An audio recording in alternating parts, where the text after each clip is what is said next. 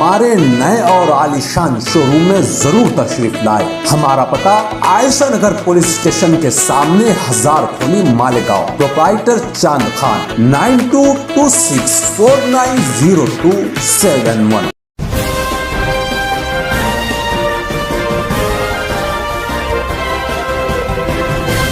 मानव समाचार, मानवता के हक में। आदाब, मैं हूं इमरान राशिद और आप देख रहे हैं मानव समाचार। 22 मार्च 2022 को महाराष्ट्र के खामगांव फाटा, तहसील फुलंबारी, जिला औरंगाबाद में मौलाना मुफ्ती हारून नदवी साहब के हाथों लड़कियों की तालीम के लिए हज़रत आयशा सिद्दीक़ा रज़ी अल्लाह अन्हा नाम से मदरसे की बुनियाद रखी गई, जबकि लड़कों की तालीम के लिए हज़रत खालिद बिन वलीद रज़ी अल्लाह अन्हु के नाम से मदरसे की बुनियाद रखी गई। इस तरह मुफ्ती हारून नदवी साहब के हाथों 2 अदारों, 2 मदरसों की बुनियाद अमल में आई।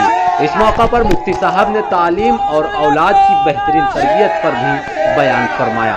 वापसी पर अलान गांव में नौजवानों ने मुफ्ती साहब का जोरदार तरीके से इस्तकबाल फरमाया।